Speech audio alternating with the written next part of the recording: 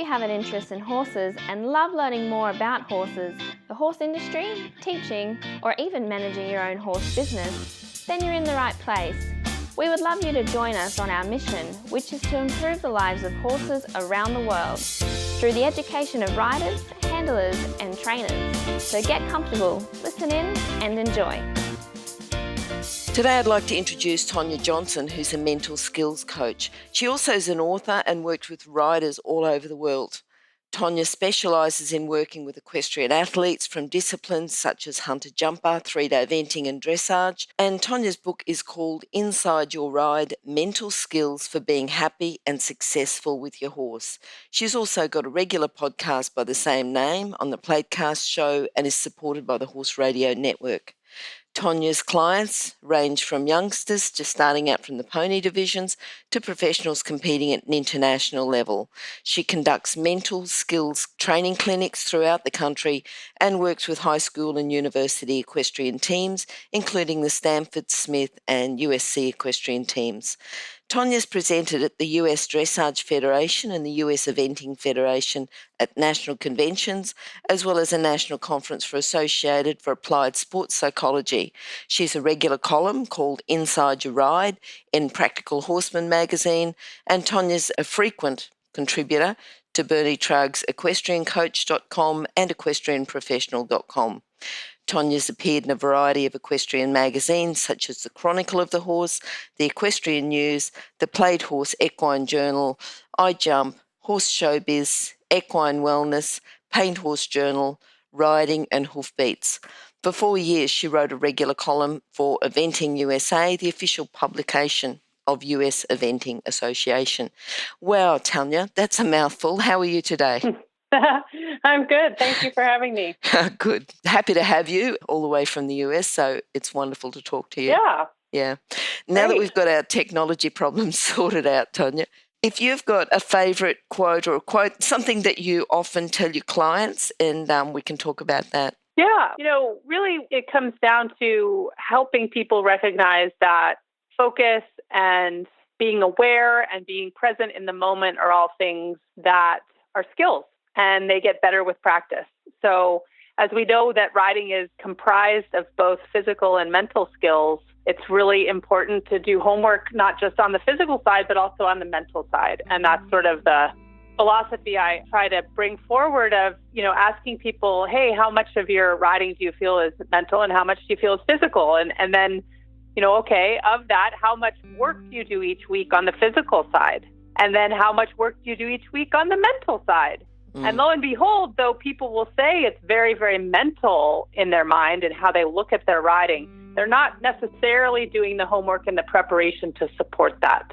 So I am encouraging them to have enough practice and preparation for their psychological skills that they can get to the ring really feeling confident and stable and grounded in both realms, right? In both the physical realm and the connection with their horse and their use of their aids and all of their technical physical skills, but also in their ability to problem solve in the moment, to keep a positive attitude, to focus on a plan when they're in the ring, but also how to adjust it when needed. As we know, horses are absolutely their own beings and will throw different things at us. Even though we may have visualized it happening a certain way, things will happen in the moment that you need to react to it.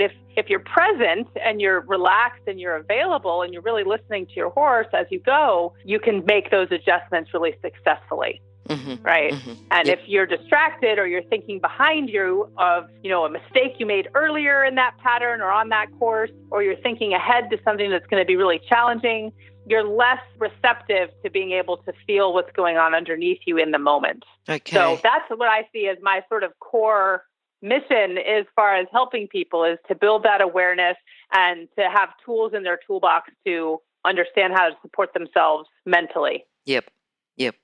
Just out of interest, what sort of percentages do they put? Because you're saying how much riding's physical, how much mental. Yeah. Does it vary? Yeah, because I'm asking this question to all different levels. And so appropriately, when it's someone who has less riding experience, they'll say more like 50-50. When you get up into more national level riders or elite level Grand Prix riders, it becomes much more heavily weighted to the mental, Mm-hmm. right? So that 75, 80, 90% mental is true for people who their muscle memory and their physical skills are so refined that they really don't need to pay conscious attention to them, right? They know how to ask for lead change. They know how to collect their horse in a short 5-stride line. Like all of those things are happening quite automatically. But it really has to do then with, are they focused enough to make that physical adjustment happen smoothly and seamlessly in the ring? Then there's plenty of studies in sports psychology that replicate this. When you ask Olympians that question, you get more along the lines of 97, 98% mental.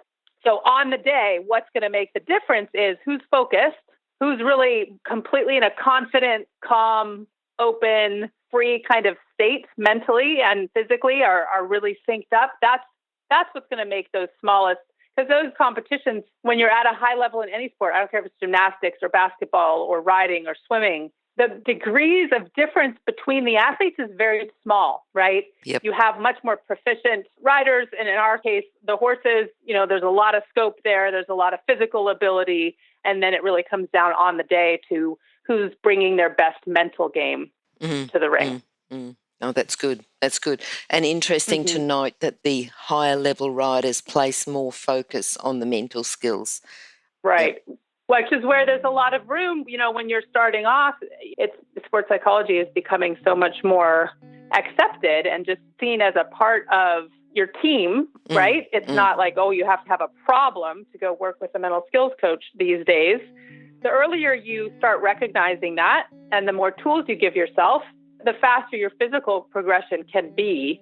If I have a client, maybe let's say who comes to me as an adult and they're just starting off and they're jumping like smaller jumps and they have aspirations, if they're really using all of their mental skills to their fullest, they find that their physical progression is going to be a bit more steady and smooth. Okay. Obviously, everyone has hiccups, don't get me wrong. There's going to be little stumbling blocks along the way, but they're going to be giving themselves a much better shot at the learning process going well. Yeah. All right. Look, our next question is usually what made you start to have a career with horses. You already have been riding. I'm more interested now to know your pathway, how you became a mental skills coach. Yeah. What was the pathway there? What was the trigger that made you decide, or was there a sequence of events, or how did that work out?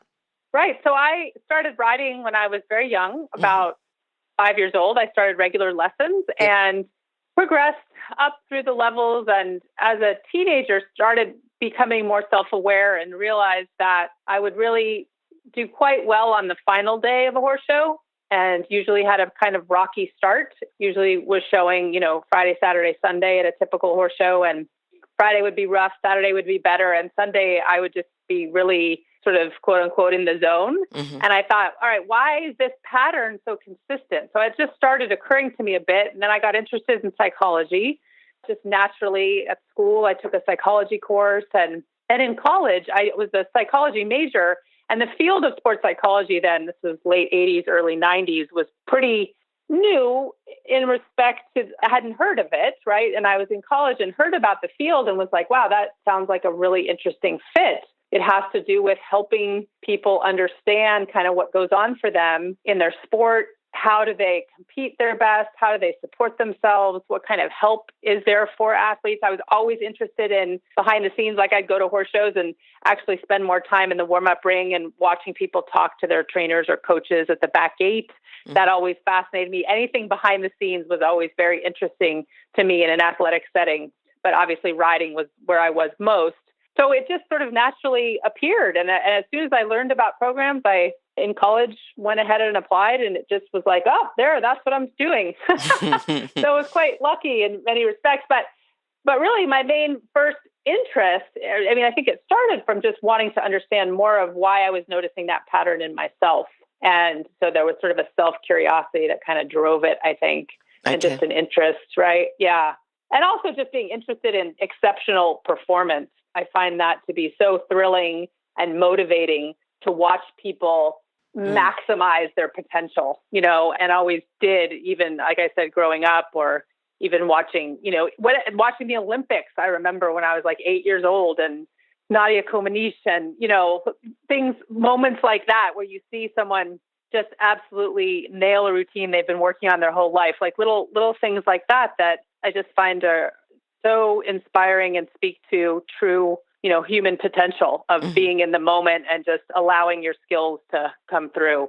Okay, that's great, and a pathway that just seemed to fall into place for you. That's really good. Yeah, it really did. Yeah, which I think for young people who try to figure out what they want to do with their life, it's very hard. I feel very lucky that it just sort of like a runway at night at an airport. It's just the lights just kind of lit up, and I was like, oh, I'm going that way. So I know that's not. You're lucky when that happens, I guess. I appreciate that. Yeah. What about the young people that you teach? Do you see, because you'd see quite a few juniors, young riders coming in, are there skills that you see in the young riders that you think, well, you'll do well, you'll go on and progress? Or can you pick them as young riders? There's been different ethical viewpoints on, there's some psychological testing that some professional teams have tried to do and that kind of thing. I think instinctually, having done this work for so long, I can see kids who I think have a heightened awareness. And I think that's always something that you can really take advantage of. But it's not to say that you can't build that. So sometimes you see people with some natural potential to focus or to be calm under pressure, all those things. But I also think you can get to them through hard work and perseverance. I don't think I have a clear answer to that. But do they still have to be open to the work? Right. Yeah. Exactly. And that's the main thing with clients I always ask, especially when I'll have a parent contact me, is, talk to me about how excited young, Sue is to work with me. Right? Or, is she fired up? Is she excited? And, if it's the kind of thing where the mom is like, no, I just think it's a really good idea, and she's not really that in, I'll have a session, and usually they turn right around when they understand that I speak horse and that we're not going to have a very dry sort of clinical conversation. Then they're fine. But for sure, someone's motivation and curiosity about themselves is sort of the number one. Those two things, I should say, are the top factors in how successful they will be using mental training. Okay. Does that make sense? Yeah. And what about the riders at the top? Because you teach some international riders. What did they have, or what have they developed, as they've become higher level riders? What are the main things that get developed as people get into the elite level?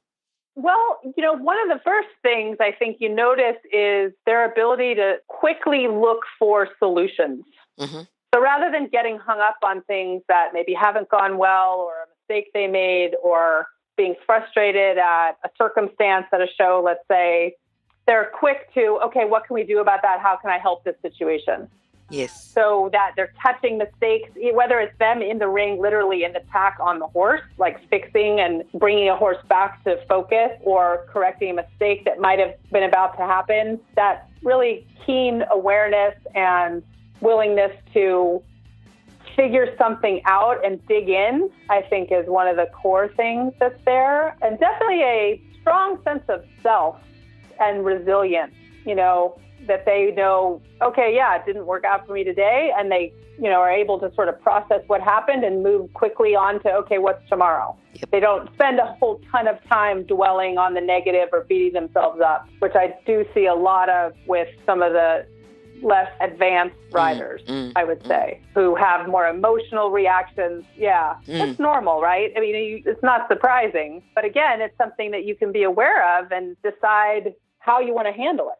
Like, we all get frustrated. Don't get me wrong. Something doesn't go our way, or we make a mistake and it was a big class. It's like, sure, it's frustrating for a minute. But then what happens next? Do you then beat yourself up and tell yourself how awful you are and you don't deserve this horse and all these kinds of things? Or are you able to understand why it happened and learn from it and go forward? Yeah.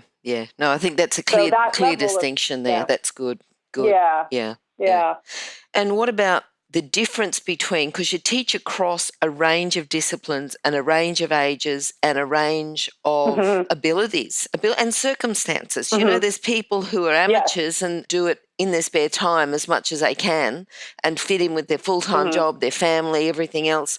And then there's the elite level that are just 100% focused on the job. What are the differences between those? Well, certainly people will come to me for different things. Some people really just want support. Some people really want, homework and treat it like skills and treat it like mental cross-training. And so obviously it sort of depends how much time and availability they have and, how important it is to them. But I think with the kids, there's a lot to be learned about perspective and understanding that each horse show is not going to make or break their entire life. With maturity comes that ability to see the longer road ahead and to gain a more balanced perspective, I would say. So that's something I help the younger people with, I think. Again, this is a bit generalizing, but some themes that sort of show themselves. I think with the amateurs, the people who maybe are balancing a lot, it's a lot of sacrifice and effort to get to the show. And I think a lot of times they put an awful lot of pressure on themselves to make it work or make it worth it or make their family or their trainer proud. And even though they're the ones that are choosing to do it. So it's important to keep perspective of the joy in it and the process orientation of each experience I have is making me stronger and making sure you're framing things as lessons, being able to be brave about going after some big goals, but then knowing that, one of the biggest part of goal setting is being able to adjust them and understand, hey, this sport has to work within a life, work, family balance. And I'm just going to keep doing the best I can to make it all work. So, yeah. And then with more elite level riders, I think there's something about just managing all the different pieces. Sometimes they're juggling a lot. They're juggling clients or they're juggling owners and a lot of time obligations. And then when it's time to focus, they have this very high expectation of what their performance is going to be like. So, being able to sort of compartmentalize some things and make sure they have some tools that are just for them, that they give themselves a little bit of time as much as they can to sort of gather themselves and put themselves into a performance frame of mind versus, coach, trainer, barn manager, all the different hats that they have to wear throughout the day. When you're talking elite, like the folks who really do have sponsors and who have horses that are being paid for just for them to ride, then those folks, it's a little around just making sure that they feel free. I think freedom is a theme of just being able to give themselves the freedom to be present and be very dialed in on the day with, hey, I trust myself here to do well and to do what I know how to do and not be afraid of a negative outcome or feel pressured about the financial side of things. So there's again, we go to a balance with just that process orientation and really some mindfulness work for them, just being able to be very present and very aware, but not being trapped into any one way of responding to some of those pressures that they have to deal with day in, day out. Okay. Because that can really get in the way. Yeah. Oh, hang on a sec. Let me interrupt to let people know about the horse industry qualifications at onlinehorsecollege.com. If you have a look at the flexible options, there's online theory and the practical components can be completed by video or with a qualified expert in your area. That website again is onlinehorsecollege.com. Okay, thanks. Do you ever work with a combination of a client and their instructor? Yeah, definitely. So a great variety of that sort of blend. When I have a new client, I often invite the trainer to call me and just so I can hear from their perspective what's going on. That's really important to me, that I have a solid relationship with them and that they understand sort of what my focus is and that I will never be telling the client anything physical or training-wise what to do. And really explaining my scope is really just with the rider's preparation and focus. And then I get to hear from them, hey, here's what I'm seeing in the warm-up ring. Or they get to say, this is, the pattern I've seen the last few months. And, that's useful because I'm not there. Like, there's for sure clients I have at shows that I go to because I have a horse and I ride and show myself. So I'll see clients at shows and I'll try to watch. But the majority of my clients I don't even meet in person. So for me to have a trainer sort of explain to me, well, she says she's breathing, but I'm telling you, she's coming out of the ring and her face is white and, whatever it may be, it's useful for me to have that bigger view of what's going on. And then there are times when we'll have communication issues and I'll have telephone conferences where the trainer and the client will be on the phone. We'll be working through things. Sometimes trainers will do a session with me and I'll coach them on some specific ideas of how to help that particular student. Or even I have clients who are professionals who work with me on their own riding and competing, but also on their teaching and their communication skills as well. So it's really a big blend. But the more we approach it as a team, the better off everyone is, I feel. It's definitely the case that the client gets to say how much of that we do. The client is in the driver's seat. They get to share or not share. I definitely have clients who don't tell anybody they're working with me. Like they don't want the trainer to know. They just don't even want to go there. The trainer is maybe someone that they feel wouldn't necessarily embrace it, or they just want to do it on their own for a variety of reasons. So I'll definitely have that end of the spectrum, as well as trainers who want to be as involved as possible. If it's possible and when it's possible, to approach it as a team is certainly ideal because they're there. They can help that rider be accountable for their preparation and for using some of the tools that we work on, or reminding them to get out a certain skill if they start to see things kind of going sideways at a certain point. But yeah, I definitely, we discuss that. And if that's needed, I'll suggest it. But sometimes and say, hey, if you're comfortable, if you're not, fine, this could be useful. But I do enjoy that because, like I said, I think we get to even a greater level of success when there's that kind of team attitude going toward it. Yep.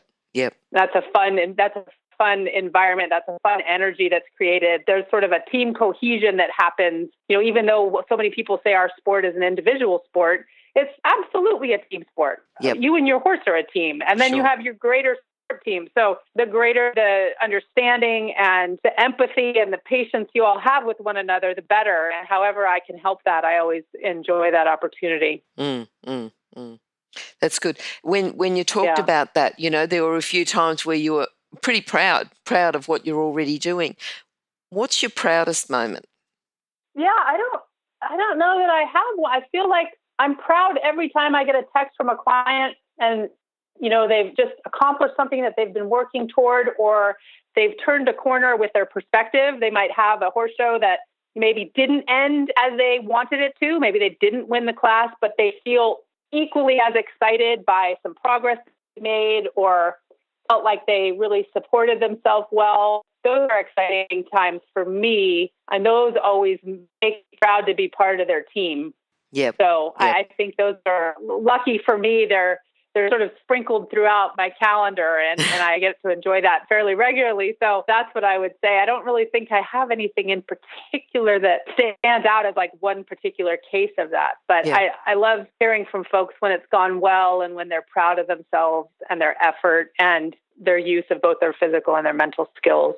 I think that's great, the way that you said your proudest moment, they're sprinkled throughout, and to have those constantly, it's just a constant boost, the breakthrough sounds like. Right. Absolutely. So fun. Yep. All right. Now, Tonya, if you can tell us a bit about your book and what's in your book and who, are the sort of people that would buy your book and what they can achieve by. Yeah, absolutely. Yeah. So my book is called Inside Your Ride, Mental Skills for Being Successful and Happy with Your Horse.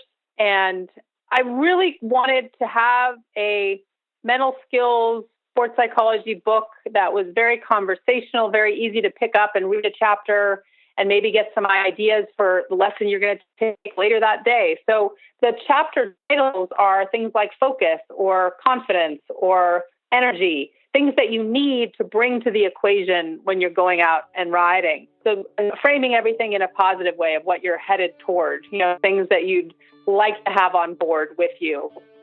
So the tools I use the most it's sort of a great introduction when I have clients that come to me and say, well, I read your book and now I really need help fine tuning some things and, making it really personal to what I do and the issues that I'm having. That's great. I definitely have people who come to me who've never read the book and maybe aren't avid readers, and it's just not something they would do. But like I said, the idea is that you would be able to pick it up, and maybe you have a horse show this coming weekend, and maybe you would look at the confidence chapter, and interestingly, you see, oh, wow, goal setting is part of confidence. And then you wonder, well, why is goal setting linked to confidence?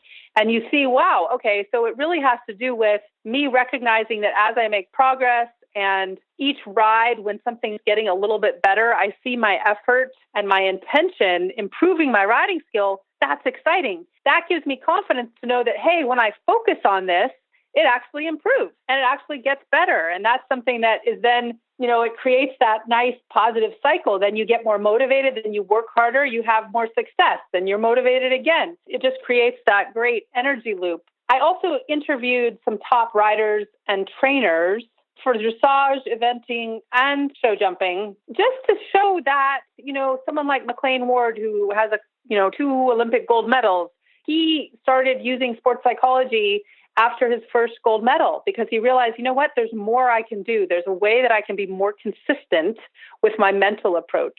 Mm-hmm. And I find that so awesome to share with folks to recognize, all athletes grapple with so many of the same things, and to be inspired by someone maybe that you look up to or that you've seen or you've read their name and you realize, wow, this person is someone I'd like to ride like, and maybe I can work toward that. But I can also definitely work toward how they think and how they approach things, right? And be sort of encouraged by that. Encouraged by the similarities of, that everyone sort of, like I said, can be boosted by some of these same ideas and strategies. Yep. So that's really the book. And I always felt like I wanted to write a book, and I always had a vision of what it was going to be. And I was just so busy and I wasn't doing it. And I actually got contacted by my publisher and approached by my editor. And she said, we want you to write a book. And I went, okay, I guess the universe is telling me now's the time. Yep. And so now it was ironic that I had to take a year off from riding and showing in order to write the book when I was writing a book about riding and showing. But it all worked, and it was great. And it was a great opportunity. And I'm really happy it's out there. I get a lot of nice feedback from folks who will read it once and then get a new horse and go back and read it and say to me, oh my gosh. And then I was focusing on totally different things, and it was so useful. And that's super. I just, again, it makes me really happy to be able to provide ideas for people to enjoy their horses more, to partner with their horses in a more effective way, and just to feel that sense of partnership and pride in, what they're creating when they're with their horse. So that's sort of, and then the podcast kind of grew. Actually, just this year, we started a podcast sort of based on the same idea where I'll have a guest and we'll talk about their mental skills or strategies. And even if, they don't necessarily, trust me, they don't necessarily refer to things like that. They're just talking about what they do. But lo and behold, you find some of those top riders are just naturally doing things that I might teach someone. And then there's definitely riders who have studied and who have really worked consciously on their mental preparation.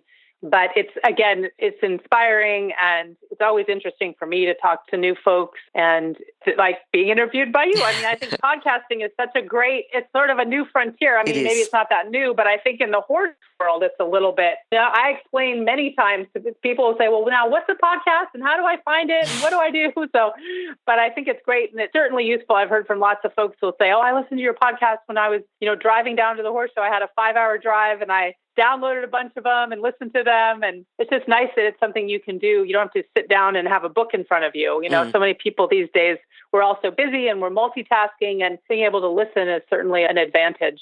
Yep. Yeah. Now, can you sum up your philosophy? Just a lesson, an overall lesson, so people can think about this is just, getting towards the end here, and they can think about it as they go through their day. Yeah. Yeah, I think it's just to encourage folks to be aware when they're having great rides, to really reflect and understand how they're contributing. What are they doing? How are they thinking? How are they approaching something with their attitude or their mindset? What were they doing the hour before they got on their horse that day? really understanding the good and the great rides so that you can help yourself add some of those tools to your toolbox, right? So often we beat up on ourselves about the mistakes or the negatives or I wish I had that horse, or you know what I mean? Like we'll drive home from a show or drive home from a lesson, and we've had some beautiful things happen with our horse that day, and yet we're focused on the one chip or, you know what I mean? The one mistake that felt embarrassing. And it's really important to look first and foremost at where you are succeeding and understand how you're a part of that, both physically and mentally, so that you can become more confident and more consistent with every ride. Yep. Good. Now, we'll put a link to your podcast on our page, which will be horsechats.com/Tonya Johnston. How else can people contact you, Tonya? If we put your email, because you can do international calls, you're happy to work with people internationally. So if we put your email and your phone on the page as well. Mm-hmm. Yep. Yeah, and my website is my name. So it's TonyaJohnston.com. Okay. Is my website. They can find me through there. I'm on Facebook. Tonya Johnston Mental Skills Coach is my page. Yes, there's a variety of ways you can find me. Yeah. And on Instagram at Inside Your Ride, all kinds of good things. Yeah. So many different platforms these days. Yes, there is. All right. Look, great to talk to you today. Right?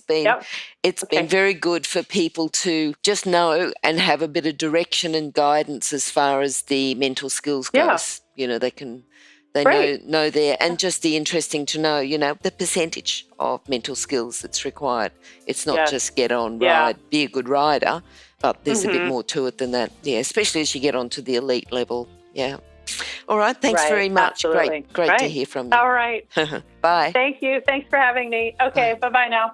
Oh, wait, before you go, if you're an equestrian coach or a horse riding instructor, or even if you aspire to be one, have a look at the free video series for horse riding instructors on the Horse Chats website. Go there now. Have a look. horsechats.com. Remember that our comments and instructions are general in nature and do not take into consideration your individual horses or your individual ability and circumstances. If you enjoyed this podcast, then please leave your comment below.